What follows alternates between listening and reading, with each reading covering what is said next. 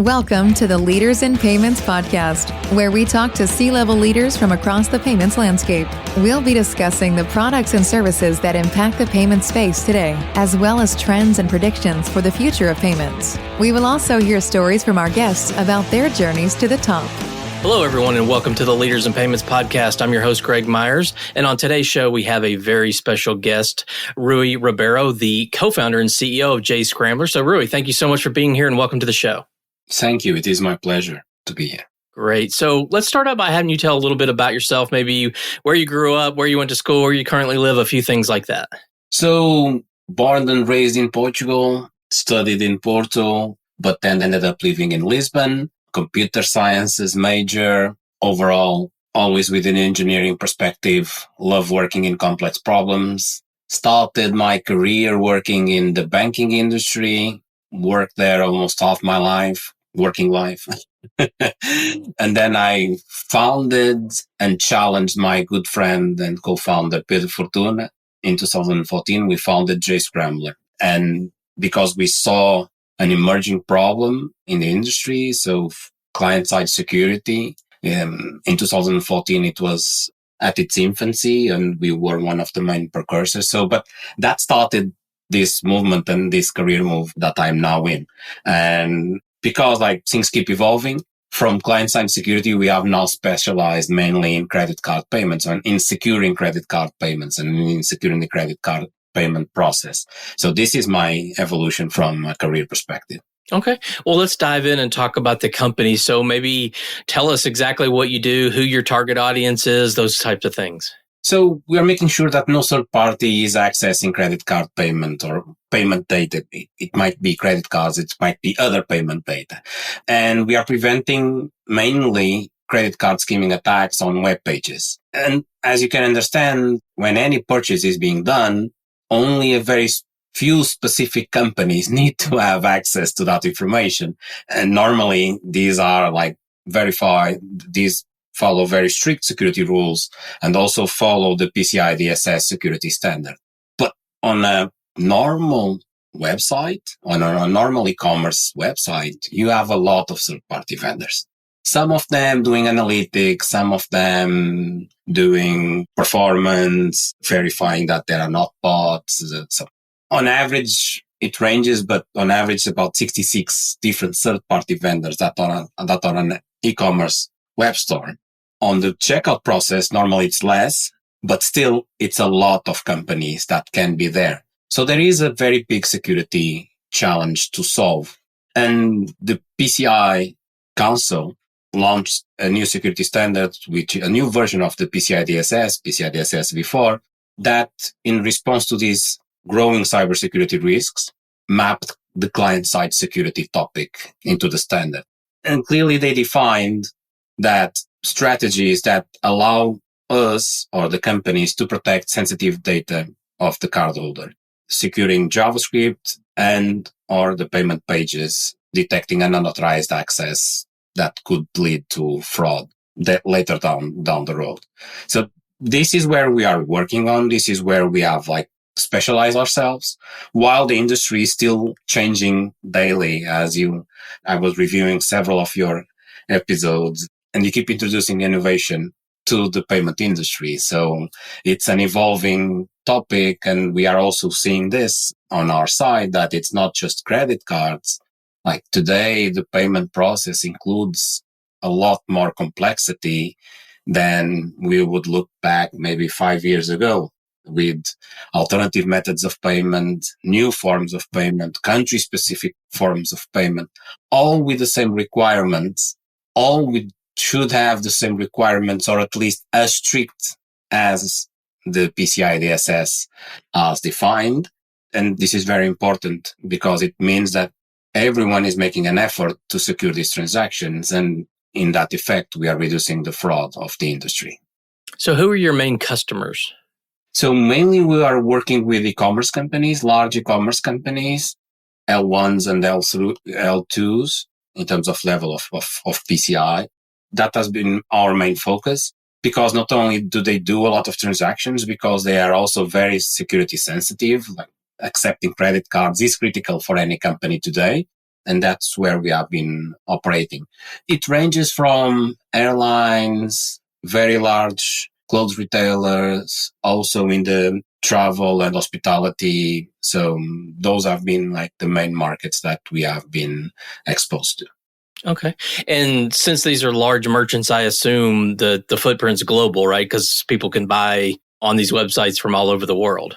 And that's part of the complexity that they face. Because like, if you look at it, when we are engaging with most of these companies, we talk about one payment page. But that payment page is so volatile that it changes from region to region, person to person, device or technology of that device. It's a very complex problem to solve when they have at the same time to provide a very good experience to their end users, provide also the assurances for the security requirements, and also the business interests at the same time, where everyone is demanding new innovative ways to engage with the user base. And we keep adding stuff to the checkout process to assist in this checkout process. So it's a very complex. These scenarios are always very complex and also very sensitive. Like if you add something and it's not performing well, the impact for the business is immediate. Yeah. So, I've been in the industry a long time and used to always hear fraud and security in the same sentence. Maybe talk about how that's changed or maybe how that's still the same. I think that it has changed a lot in this case of the requirements. And we mainly work in the security space, not in the fraud space, but we end up avoiding fraud.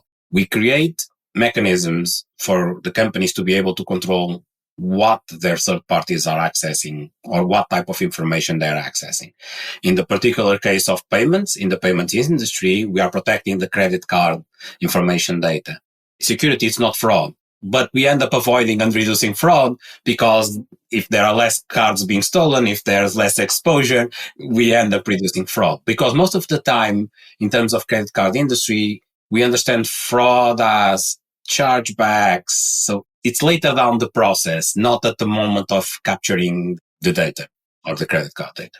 Yeah, I'm also curious because in the last 5 years or so, there's been this big push to remove as much friction as possible from the checkout. So how has that affected what you've done? So you are removing friction, but to do so, sometimes we are adding more third parties to the process. Like there was a moment where we were having assistants in the checkout process. So while we were typing our credit card information, there was also a chat that could help us in that process if we're facing some roadblock. Now it's most likely an AI chatbot or something similar that is there. The problem is that by default, the browsers don't have the controls to limit the reach of these third parties. So these chat applications or these chat agents could access that type of credit card information. And in that sense, it was reducing the friction, but is increasing the exposure and risk of the company. That's why we come in and we are basically making sure that, yes, the companies can continue to reduce the friction, can continue to add solutions to expedite the sales process, to provide proper estimates in terms of postage, to even break down the payment into multiple installments and stuff like that, which is something that we have seen as an evolution of the industry, but at the same time making sure that none of these third parties overstepping. Because there are two types of problems that can occur. One is intentional attack. Someone that is adding a credit card schemer to the web page. So that's an attack. That's a cybersecurity problem. But there is also the misconfiguration, all the other problems that could lead to you sending credit card information to a company that should never have set credit card information because they are not built to have it. And so they don't meet the security standards. And that could pose a very big risk down the road. Okay. What would you say differentiates Jscrambler from the competitors out there? That's a very good question. First, we are pure play. We have been doing this since 2014, since I told you. So we are we are the main or the initial precursor of all this movement regarding client-side security. This is years of expertise that cannot be easily copied. We were the first to launch this category and this type of product. And we keep simplifying and making it very simple for e-commerce or vendors to adopt our technology, in a sense that security should never be a barrier for them to innovate. Security shouldn't be another step in the process. As you said, we are streamlining the process. We want to be invisible. We want to make sure that we stay in the background, but at the same time, we are able to provide the controls for the industry to be able to accept payments as they have done in the past, or even in future ways that are much more evolved than we are today. Like we are moving into instant payments and stuff like that. Like it's going to be a very big challenge in terms of fraud because we lose the chargeback capabilities if we are talking about instant payments. So while this is evolving, we need to provide the security capabilities, and we are not limited to just achieving compliance. We go much beyond that. And I would say that when in here we are talking about a forum that is about payments, but if you look at it, we started the company focused on every type of data privacy concern that can happen on the client side. Social security, healthcare, data, like everything that can be considered as private information, we have focused on that. The payment is a subset of what we can do. So this means that we're also bringing a vendor that can help you today with the compliance, today with the payment information, but in the future, we can help you cover all the other aspects of privacy and security of your users, which is a very big and complex problem in today's world. Okay. Well, when you step back and look at the payments industry as a whole, where do you see it headed, say, in the next 3 to 5 years? And certainly you can answer that in kind of the lens of what you do, but curious your views on the future. So we have a worldwide scope. Okay. So US is our main focus. We also have Europe, and we also have Latin America and also Asia, customers across the world. And what we have seen in many countries is that the payment landscape is changing a lot. Governments are issuing their own payment or instant payment solutions that compete directly with credit cards. In Brazil, we have Pix. I think they were one of the initial ones that where the government created an alternative method of payment that is now the main method of payment. In Europe, each country has its own kind of system that is becoming sometimes more popular than credit cards.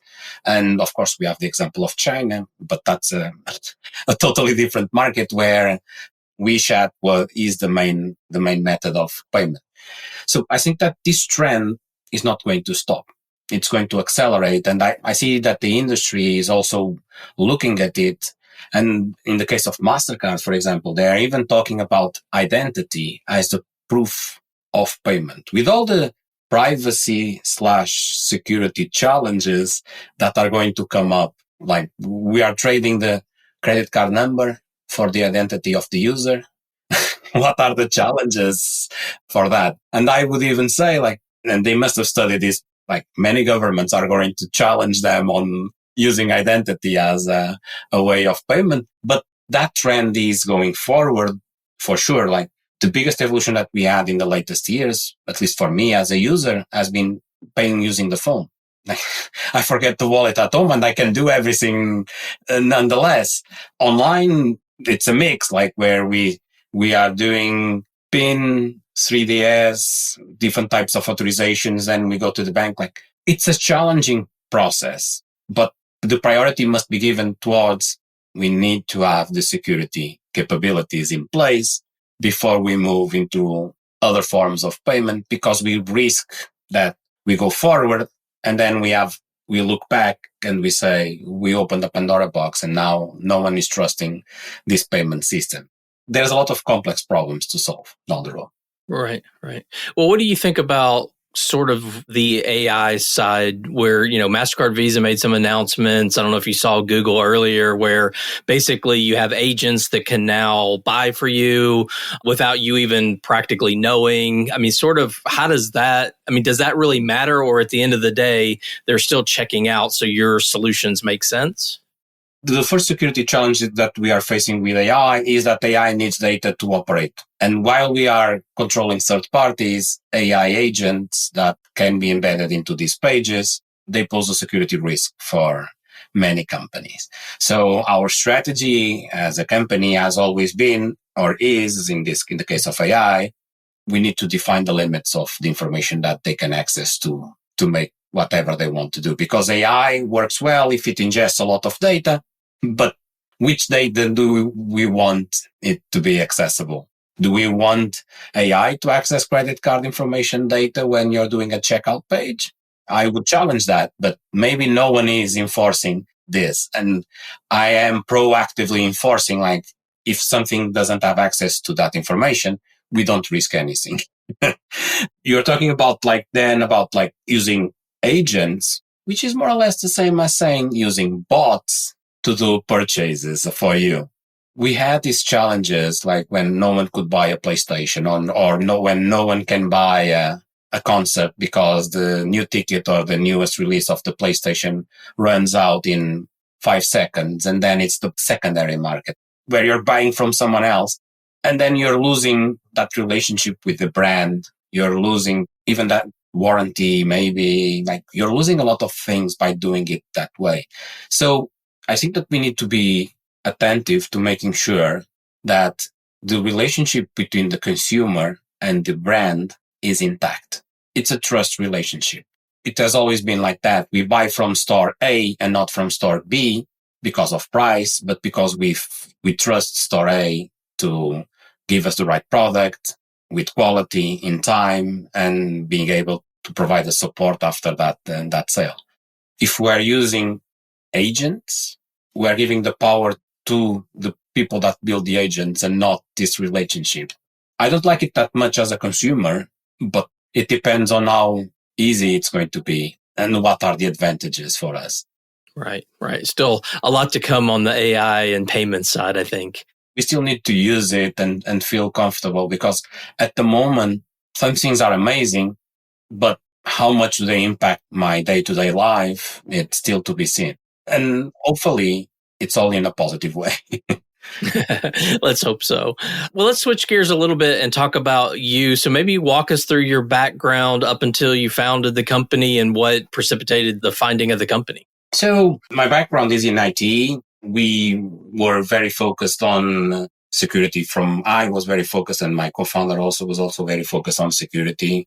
We understood that the world was changing, like everyone was going to buy online, and that our life was very different from when we first started the company. And we understood that the browsers were going to be the main mechanism for us to interact. And so we started building technology to make sure that interaction with the user was secure. So we started by protecting applications, so protecting JavaScript, protecting web pages, and then we evolved into the data privacy aspect that I have been mainly focusing on in this discussion, where we are monitoring the third parties and making sure that information stays within the people that should be accessing that information. So we have always been trying to do and having a very good success at doing it. So simplifying the security of the client side, simplifying in a sense that we cannot demand from the developers to be able to build a good experience and still build all the tools that they need to do that experience in a secure way. So we need to assist them. And that's why we keep building new and innovative products that help companies build more secure applications and maintain the data privacy of their users. Because again, and going back to the trust, I trust a company not to lose my data. I trust a company when I'm paying that they're going to use that credit card only for that transaction, or if it is a subscription for that product subscription. We cannot break this. These trust relationships is what makes a company great and makes the continuous process of growing. And if we lose these capabilities, this is a critical resource.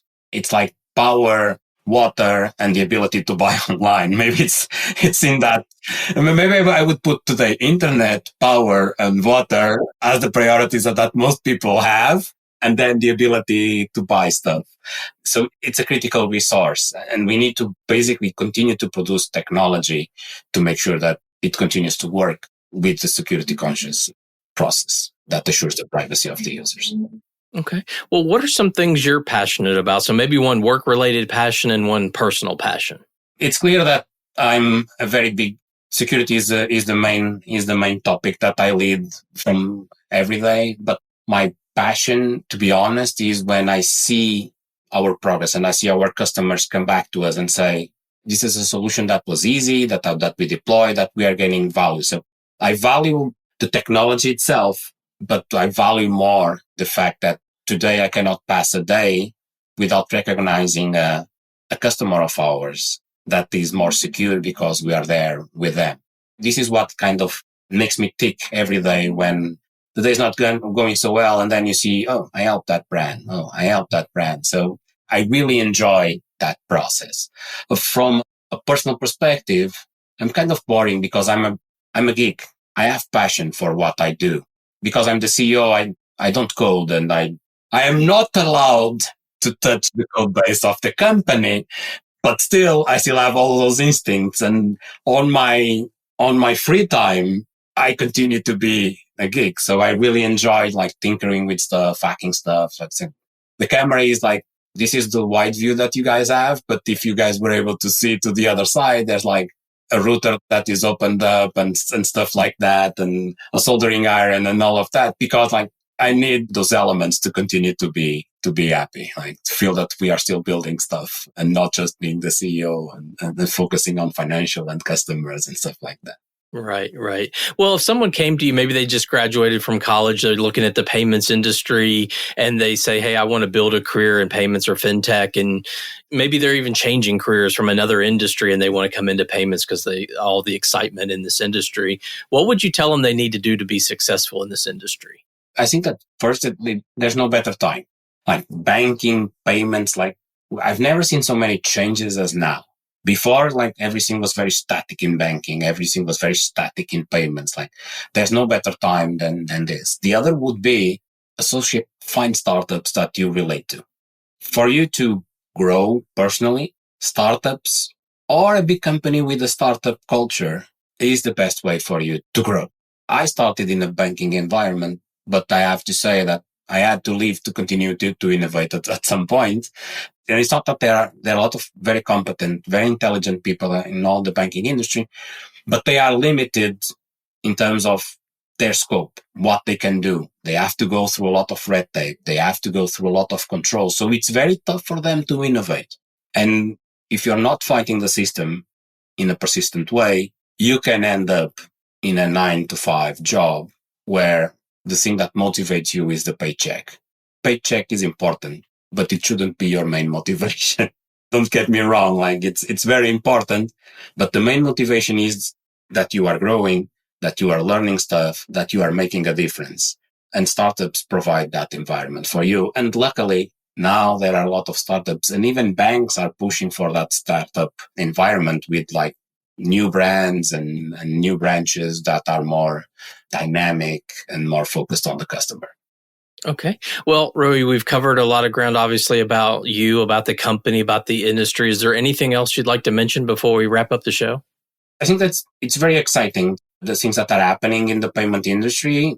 And we need to make sure that we implement all the controls. And that's why we require technology and innovation like the one that Jscrambler is building. So I'm very excited about the future of payments. Yeah. Okay.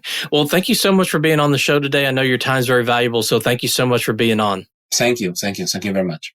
And to all you listeners out there, I thank you for your time as well. And until the next story. Thank you for joining us this week on the Leaders in Payments podcast. Make sure you visit our website at leadersinpayments.com, where you can subscribe to the show and where you'll find our show notes. If you enjoyed listening, please share on your social channels as well.